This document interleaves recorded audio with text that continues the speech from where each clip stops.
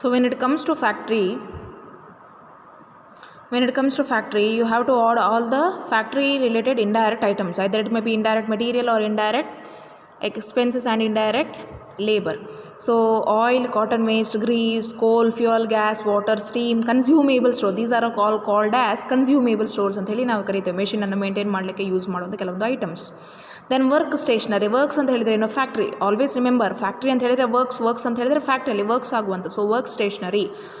So ಅಲ್ಲಿಂದ ಕೆಲವೊಂದು items ನಾವು ಯೂಸ್ ಮಾಡಿದೆ. ಅದೇ indirect unproductive wages of foremen, ಅಲ್ಲಿ ಸೂಪರ್ವೈಸರ್ ಇರ್ತಾನೆ. ವರ್ಕ್ಸ್ ಮ್ಯಾನೇಜರ್ ಅಂತೇಳಿ ಫ್ಯಾಕ್ಟ್ರಿಯಲ್ಲಿ ಮ್ಯಾನೇಜರ್ ಇರ್ತಾನೆ. ಸ್ಟೋರ್ ಕೀಪರ್ ಇರ್ತಾನೆ. ಫ್ಯಾಕ್ಟ್ರಿಯಲ್ಲಿ ಸ್ಟೋರ್ ಇರ್ತದೆ. ಸ್ಟೋರಲ್ಲಿ ಮೇಂಟೈನ್ ಮಾಡುವಂಥ ಸ್ಟೋರ್ ಕೀಪರ್ ಇರ್ತಾನೆ. ಸೂಪರ್ವೈಸರ್ ಇರ್ತಾನೆ.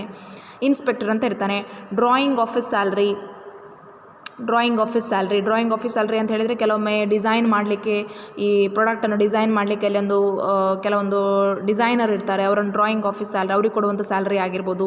ಇಲ್ಲಿ ಡ್ರಾಯಿಂಗ್ ಆಫೀಸ್ ಸ್ಯಾಲ್ರಿ ಯೂಶಲಿ ಕೆಲವೊಮ್ಮೆ ಕನ್ಫ್ಯೂಸ್ ಮಾಡ್ಕೊಳ್ತೀರಾ. ಆಫೀಸ್ ಸ್ಯಾಲ್ರಿ ಅಂತ ಹೇಳಿ ಅದನ್ನು ಆಫೀಸಲ್ಲಿ ಕನ್ಸಿಡರ್ ಮಾಡ್ತೀರಾ. ನೋ, ಆಲ್ವೇಸ್ ರಿಮೆಂಬರ್, ಈ ಐಟಮ್ಸನ್ನು ಕರೆಕ್ಟಾಗಿ ನೀವು ರೆಕಾರ್ಡ್ ಮಾಡಿ.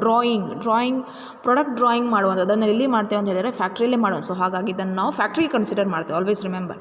Then purchase departmental expenses, service departmental expenses, R&D, research and development expenses ಆಗಿರ್ಬೋದು. Security, time keeping. ಫ್ಯಾಕ್ಟ್ರಿಯಲ್ಲಿ ಇದೆಲ್ಲ ಫ್ಯಾಕ್ಟ್ರಿಯಲ್ಲಿರುವಂಥದ್ದು. ಟೈಮ್ ಕೀಪರ್ ಇರ್ತಾನೆ, ಸೆಕ್ಯೂರಿಟಿ ಗಾರ್ಡ್ ಇರ್ತಾನೆ, ವರ್ಕರ್ಸ್ ಇರ್ತಾರೆ. ವರ್ಕರ್ಸಿಗೆ ನಾವು ESI ಕೊಡಬೇಕು, ಅವರ ವೆಲ್ಫೇರಿಗೆ ಪ್ರಾವಿಡೆಂಟ್ ಫಂಡ್ ಕೊಡಬೇಕು, ಅವರ ಮೆಡಿಕಲ್ ಬೆನಿಫಿಟ್ ಆಗಿರ್ಬೋದು, ಅಥವಾ ಅವರಿಗೆ ಒಂದು ರಿಕ್ರಿಯೇಷನ್ ಬೆನಿಫಿಟ್, ಕ್ಯಾಂಟೀನ್ ಫೆಸಿಲಿಟಿ ಕೊಡುವಂಥದ್ದಾಗಿರ್ಬೋದು, ಅವರೇನೊಂದು ಪಿಕ್ನಿಕ್ಕಿಗೆ ತೊಗೊಂಡು ಹೋಗುವಂಥದ್ದು ಅಥವಾ ಅವ್ರಿಗೊಂದು ಟ್ರೈನಿಂಗ್ ಕೊಡುವಂಥದ್ದು. ಫ್ಯಾಕ್ಟ್ರಿಯಲ್ಲಿ ಆಗುವಂಥ ಲೈಟ್ ಚಾರ್ಜಸ್ ಇರ್ಬೋದು, ಹೀಟಿಂಗ್, ಫ್ಯಾಕ್ಟ್ರಿ ರೆಂಟಿಗೆ ಪಡ್ಕೊಂಡಿರ್ಬೋದು, ಅದರ ಇನ್ಶೂರೆನ್ಸ್ ಕಟ್ಟಿರ್ಬೋದು. ದೆನ್ ಅದನ್ನು ಮೇಂಟೈನ್ ಮಾಡಲಿಕ್ಕೆ, ಫ್ಯಾಕ್ಟ್ರಿಯ ಬಿಲ್ಡಿಂಗನ್ನು ಮೇಂಟೈನ್ ಮಾಡಲಿಕ್ಕೆ ಪೇಂಟಿಂಗ್ ಆಗಿರ್ಬೋದು, ಅಥವಾ ಅಲ್ಲಿ ಪ್ಲ್ಯಾಂಟ್ ಆ್ಯಂಡ್ ಮಿಷನರಿ ಇರ್ತಾರೆ, ಅಲ್ಲಿ ರಿಪೇರ್ ಖರ್ಚಾಗ್ಬೋದು, ಅಥವಾ ಅಲ್ಲಿರುವಂಥ ಡಿಪ್ರಿಸಿಯೇಷನ್, ಫ್ಯಾಕ್ಟ್ರಿ ಬಿಲ್ಡಿಂಗ್ನ ವ್ಯಾಲ್ಯೂ ಡಿಪ್ರಿಷಿಯೇಟ್ ಆಗ್ತಾ ಇರ್ಬೋದು. ಸೊ ಇದೆಲ್ಲ ಏನಂತ ಹೇಳಿದರೆ, ಇದೆಲ್ಲ all these are expenses, right. So ಇಲ್ಲಿ ಫ್ಯಾಕ್ಟ್ರಿ ಬಿಲ್ಡಿಂಗ್ಗೆ ಸಂಬಂಧಪಟ್ಟ ಹಾಗೆ ಡಿಪ್ರಿಸಿಯೇಷನ್, ಫ್ಯಾಕ್ಟ್ರಿ ಬಿಲ್ಡಿಂಗಿಗೆ ಡಿಪ್ರಿಸಿಯೇಟ್, ಇದೆಲ್ಲ ಅಸೆಟ್ ಅಲ್ವಾ. ಸೊ ಹಾಗಾಗಿ it gets depreciated. Plant and machinery value ಕೂಡ depreciated. Tools which are used for the machinery purpose. Then material handling ಮಾಡಲಿಕ್ಕೆ ಅಂದರೆ ಅದನ್ನು ಕರೆಕ್ಟಾಗಿ ಮೇಂಟೈನ್ ಮಾಡುವಂಥದ್ದು ಚಾರ್ಜಸ್ ಆಗಿರ್ಬೋದು, ಎಕ್ಸ್ಪೆನ್ಸ್ ಆಗಿರ್ಬೋದು. Internal transport from one department to another. ಫ್ಯಾಕ್ಟ್ರಿಯಲ್ಲೇ ಬೇರೆ ಬೇರೆ ಡಿಪಾರ್ಟ್ಮೆಂಟ್ಸ್ ಇರ್ಬೋದು. Normal loss of material loss ಆಗಿದ್ದರೆ, ನಾರ್ಮಲ್ ಐಡಲ್ ಟೈಮ್, ಇದೆಲ್ಲ ಏನು ಖರ್ಚು.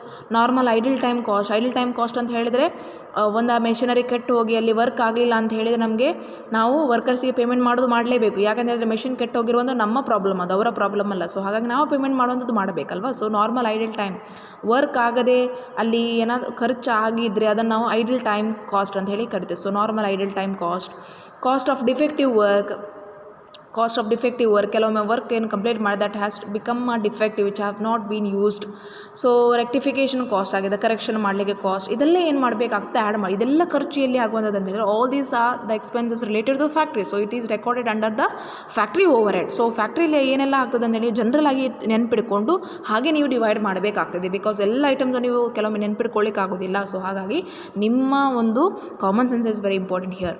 Then less sale of scrap. So there are 2 types of items will be there. One is less sale of scrap ಅಂತ ಏನು ನಾವು ಹೇಳ್ತೇವೆ, ನಮಗೆ ಸ್ಕ್ರ್ಯಾಪ್ ಸಿಗುವಂಥದ್ದು ಯಾವಾಗ? ಆಫ್ಟರ್ ಪ್ರೊಡಕ್ಷನ್ ಆಗಿ. For example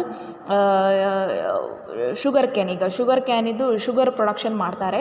for example sugar ಕೇನಿಂದ ಶುಗರ್ ಪ್ರೊಡಕ್ಷನ್ ಮಾಡಿ ಆದಮೇಲೆ ನೆಕ್ಸ್ಟ್ ಏನು ಅದರ ಶುಗರ್ ಕ್ರ್ಯಾಶ್ ಮಾಡಿ ಎಲ್ಲ ಏನು ಶುಗರ್ ಕೇನ್ ಕ್ರ್ಯಾಶ್ ಮಾಡಿ ಏನೆಲ್ಲ ಲಿಕ್ವಿಡ್ ಜ್ಯೂಸ್ ಎಲ್ಲ ಹೋಗಿ ನಂತರ ಏನು ಅದು ಉಳಿತದೆ, that becomes a scrap, right. ಅದನ್ನೇನು ಮಾಡ್ತಾರೆ, ಯಾವುದಕ್ಕಾದ್ರೂ ಯೂಸ್ ಮಾಡ್ತಾರೆ, ಅದನ್ನು ಸುಮ್ಮನೆ ಹಾಗೆ ಬಿಡೋದಿಲ್ಲ. ಅಥವಾ ಅದೆಲ್ಲ ಏನು ಆಫ್ಟರ್ ಪ್ರೊಡಕ್ಷನ್ ನಮಗೆ ಗೊತ್ತಾಗೋದು. ಸೊ ಅದನ್ನು ನಾವೇನು ಮಾಡ್ತೀವಿ, ಸುಮ್ಮನೆ ಹಿಡ್ಕೊಳ್ಳೋದಿಲ್ಲ. ಅಲ್ಲಿ ಅದು ಅಗ್ರಿಕಲ್ಚರ್ ಯೂಸ್ ಮಾಡೋಂಥವ್ರು ಅವರೆಲ್ಲ ಅದಕ್ಕೆ ಅದು ವೇಸ್ಟ್ ಎಲ್ಲ ಯೂಸ್ ಆಗುವಂಥ. ಸೊ ಅವರಿಗೆ ಸೇಲ್ ಮಾಡಿ ಅವರು ಹಣ ಮಾಡ್ತಾರೆ. So that amount is an income, right. So ಅದನ್ನು ನೀವೇನು ಮಾಡಬೇಕಾಗ್ತದೆ, less sale of scrap or defective work. ಅದನ್ನು ನಾವು ಸುಮ್ಮನೆ ಹಿಡ್ಕೊಳ್ಳೋದಿಲ್ಲ, ಅದನ್ನು ನಾವು ಸೇಲ್ ಮಾಡಾಗ ನಮ್ಗೆ ಏನಾಗ್ತದೆ, ಅಮೌಂಟ್ ಬರ್ತದೆ. ಸೊ ಆ ಅಮೌಂಟನ್ನು ನಾವೇನು ಮಾಡ್ತೇವೆ, ಖರ್ಚಿಂದ ನಾವು ಡಿಡಕ್ಟ್ ಮಾಡೋದು. So less sale of scrap. ಇನ್ನೊಂದು ಸೇಲ್ ಆಫ್ ವೇಸ್ಟ್ ಇರ್ತದೆ. ಸೇಲ್ ಆಫ್ ವೇಸ್ಟ್ ನಾವು ಎಲ್ಲಿ ಕನ್ಸಿಡರ್ ಮಾಡ್ತೇವೆ ಅಂದರೆ, we consider it as in ಮೆಟೀರಿಯಲ್ಸಲ್ಲಿ ನಾವು ಕನ್ಸಿಡರ್ ಮಾಡೋದು. ಮೆಟೀರಿಯಲ್ಸ್ ಅಂತ ಹೇಳಿದರೆ, ನೀವು ಮೆಟೀರಿಯಲ್ಸ್ ಅಂದಿರುವಂಥದ್ದು ಕೆಲವೊಮ್ಮೆ ಫಾರ್ ಎಕ್ಸಾಂಪಲ್ ನಿಮಗೆ ಒಂದು ಟಿನ್ನಲ್ಲಿ ಅವರು ಕೊಟ್ಟಿರ್ಬೋದು ಮೆಟೀರಿಯಲ್ಸ್. ಆ ಟಿನ್ ನೀವೇನು ಮಾಡ್ತೀರಾ, ಅದು ನಿಮ್ಮ ಮೆಟೀರಿಯಲ್ ತೆಗೆದಾದ್ಮೇಲೆ ಆ ಟಿನ್ನ ನೀವು ಹಾಗೆ ಹೇಳಿದ್ರೆ ಕೆಲವೊಮ್ಮೆ ಯೂಸ್ ಆಗ್ತದೆ ಯಾರಿಗಾದರೂ, ಅದನ್ನು ನೀವೇನು ಮಾಡ್ತೀರಾ, ಅವರಿಗೆ ಮಾರ್ತೀರಾ.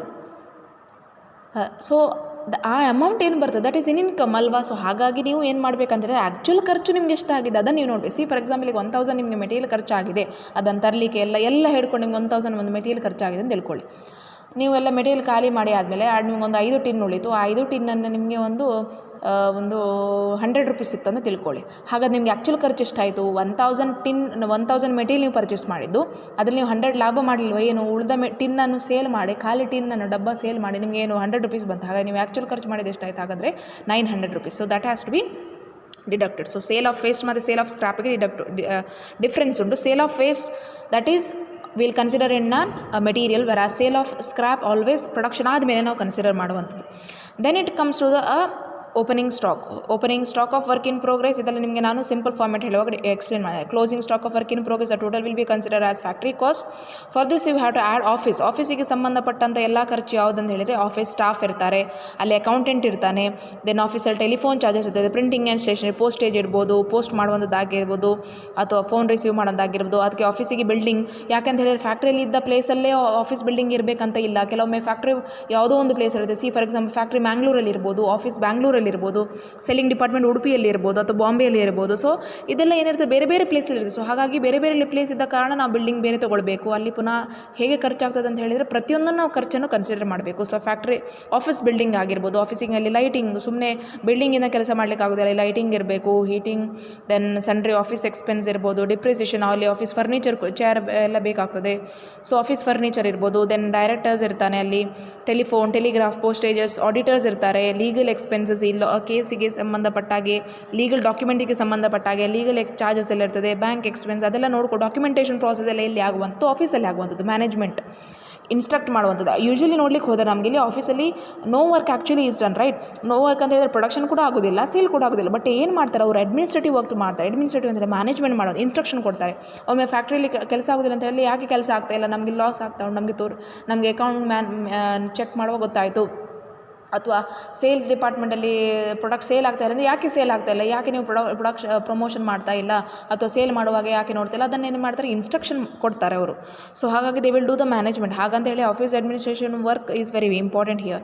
So the total will be considered as subscription of periodicals, magazines ಆಗಿರ್ಬೋದು ಅಥವಾ ನ್ಯೂಸ್ ಪೇಪರ್ ಆಗಿರ್ಬೋದು, ಇದೆಲ್ಲ ಖರ್ಚು.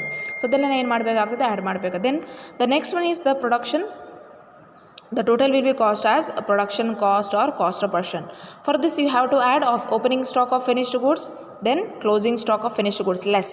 The total will be considered as production of goods sold. Actually ನಿಮಗೆ ಗೂಡ್ಸ್ ಎಷ್ಟು ಯೂನಿಟ್ಸಲ್ಲಿ ಸೇಲ್ ಆಯಿತು, ಅದರ ಕಾಸ್ಟ್ ಎಷ್ಟು, ಕಾಸ್ಟ್ ಪರ್ ಯೂನಿಟ್ ಎಷ್ಟು ಅಂತೇಳಿ ನಿಮ್ಗೆ ಗೊತ್ತಾಗುತ್ತೆ, ಪ್ರತಿಯೊಂದು ಯೂನಿಟ್ನ ಬೆಲೆ ಎಷ್ಟು ಅಂತೇಳಿ ಗೊತ್ತಾಗ್ತದೆ.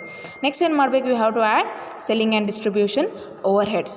ಆಫ್ಟರ್ ಸೆಲ್ಲಿಂಗ್ ಆ್ಯಂಡ್ ಡಿಸ್ಟ್ರಿಬ್ಯೂಷನ್ ಹೊರಟು ಸೆಲ್ಲಿಂಗ್ ಡಿಪಾರ್ಟ್ಮೆಂಟ್ ಏನು ಕೆಲಸ ಮಾಡ್ತಿದೆ, ಸೇಲ್ಸ್ ಮಾಡುವಂಥ ಕೆಲಸ ಮಾಡ್ತಾರೆ. ಅಡ್ವರ್ಟೈಸ್ಮೆಂಟ್ ಇರ್ಬೋದು, ಅಲ್ಲಿ ಸೇಲ್ಸ್ ಪರ್ಸನ್ ಇರ್ತಾನೆ, ಅವನಿಗೆ ಕಮಿಷನ್ ಕೊಡಬೇಕು ಪ್ರತಿಯೊಂದು ಸೇಲ್ ಮಾಡಿದಾಗೆ. ಅವನು ಟ್ರಾವೆಲ್ ಮಾಡ್ತಾ ಇರ್ತಾನೆ, ಸೊ ಟ್ರಾವೆಲಿಂಗ್ ಸೇಲ್ಸ್ ಮೆನ್ ಇರ್ತಾನೆ, ಅವನ ಖರ್ಚು ಟ್ರಾವೆಲಿಂಗ್ ಹಿಡಿದು TADA ಕೊಡಬೇಕು ಅವನಿಗೆ, ಅಡ್ವರ್ಟೈಸ್ಮೆಂಟ್, ದೆನ್ ಕ್ಯಾಟಲಾಗ್ಸ್ ನೀವು ಮಾಡಬೇಕು, ಬ್ರೋಷರ್ ಕೊಡಬೇಕಾಗ್ತದೆ, ಸ್ಯಾಂಪಲ್ಸ್ ಫ್ರೀ ಗಿಫ್ಟ್ಸ್ ಕೊಡಬೇಕಾಗ್ತದೆ. ಶೋರೂಮ್ ಇದ್ದರೆ ಶೋರೂಮ್ ಎಕ್ಸ್ಪೆನ್ಸ್, ಅದು ಬಿಲ್ಡಿಂಗ್, ಅದರ ಚಾರ್ಜಸ್, ಅದರ ರೆಂಟ್ ಚಾರ್ಜಸ್, ಅದರ ಲೈಟಿಂಗ್ ಚಾರ್ಜಸ್, ಇಷ್ಟೆಲ್ಲ ನಿಮಗೆ ಖರ್ಚಿದೆ. ಡಿಮಾನ್ಸ್ಟ್ರೇಷನ್ಗೆ ಎಕ್ಸ್ಪೆನ್ಸಸ್ಗೆ, ಡೆಮೋ ಕೊಡಲಿಕ್ಕೆ ಅದಕ್ಕೆ ಬೇಕಾದಂಥ ಖರ್ಚಾಗ್ಬೋದು.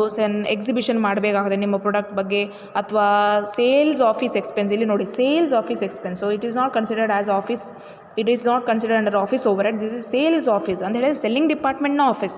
ಸೊ ಹಾಗಾಗಿ ಇದನ್ನು ಸೆಲ್ಲಿಂಗ್ ಅಂಡರಲ್ಲಿ ನಾವು ಕನ್ಸಿಡರ್ ಮಾಡಬೇಕು. Sales office expense, rent, depreciation ಆಗಿರ್ಬೋದು, ಎಕ್ಸ್ಪೆನ್ಸ್ ಆಫ್ ಡೆಲಿವರಿ ವ್ಯಾನ್ ಆಗಿರ್ಬೋದು, ಟ್ರಾನ್ಸ್ಪೋರ್ಟೇಷನ್ ಚಾರ್ಜಸ್, ಡಿಸ್ಟ್ರಿಬ್ಯೂಷನ್ ಮಾಡಲಿಕ್ಕೆ, ವೇರ್ ಹೌಸಿಂಗ್, ಗೂಡ್ಸನ್ನು ಸ್ಟಾಕ್ ಮಾಡಿ ಇಡಬೇಕಾಗ್ತದೆ, packing charges, container charges, finished stock insurance. Stock damage ಆದರೆ ಒಂದು ವೇಳೆ ನಿಮ್ಗೆ ಇನ್ಶೂರೆನ್ಸ್ ಕ್ಲೇಮ್ ಆಗಬೇಕಂತ ಹೇಳಿ ನೀವು ಇನ್ಶೂರೆನ್ಸ್ ಮಾಡಿಸಬೇಕಾಗ್ತದೆ. ಸೊ ಹಾಗಾಗಿ ಇದೆಲ್ಲ ಖರ್ಚು ಏನು, ಯಾವುದೆಲ್ಲ ಖರ್ಚಾಗ ಸೆಲ್ಲಿಂಗ್ ಡಿಪಾರ್ಟ್ಮೆಂಟಿಂದ ಆಗುವಂಥ. ಸೊ ಹಾಗಾಗಿ ಅದನ್ನು ನಾವು ಸೆಲ್ಲಿಂಗ್ ಡಿಪಾರ್ಟ್ಮೆಂಟಲ್ಲೇ ರೆಕಾರ್ಡ್ ಮಾಡಬೇಕಾಗ್ತದೆ. So here there is one more items, new items has been added in this year. There are 2 items only. One is ಒಂದು ಕ್ಯಾಶ್ ಡಿಸ್ಕೌಂಟ್ ಆನ್ ಸೇಲ್ಸ್, ಮತ್ತೊಂದು interest on bank financing charges ಅಂತ ಹೇಳಿದರೆ, ನೀವು ಒಂದು ವೇಳೆ ಬ್ಯಾಂಕಿಂದ loan ಪಡ್ಕೊಂಡಿದ್ದರೆ ಅದಕ್ಕೆ interest charge ಮಾಡ್ತಾರೆ. ಸೊ ದಟ್ ಇಂಟ್ರೆಸ್ಟ್ ಕೂಡ ನೀವೇನು ಮಾಡಬೇಕಾಗ್ತದೆ ಅಂತ ಹೇಳಿದರೆ ಇಲ್ಲಿ ಇನ್ಕ್ಲೂಡ್ ಮಾಡಬೇಕಾಗ್ತದೆ. ಅದು ಕೂಡ ಒಂದು ಎಕ್ಸ್ಪೆನ್ಸ್, ಪ್ರೊಡಕ್ಷನಿಗೆ ಸಂಬಂಧಪಟ್ಟ ಹಾಗೆ. Add interest on bank loan or interest on finance which have borrowed for the production activities, and other than that cash on sales, discount on sales, cash discount on sales ಮಾಡುವಾಗ customer ನೀವು discount ಕೊಟ್ಟಿದ್ದೀರ, ಅದು ಕೂಡ ನಿಮಗೆ loss, ಅದು ಕೂಡ ನಿಮಗೆ ಖರ್ಚು. So ಅದನ್ನೆಲ್ಲ ಆ್ಯಡ್ ಮಾಡಿ ನೀವು ಏನು ಮಾಡಬೇಕಾಗ್ತದೆ, you have to find out the total cost, and from total cost you have to deduct from the sales, you will get the balancing figure as a profit or loss. Though this is how we will find out the profit or loss, or we'll find out the cost of a product of a individual unit.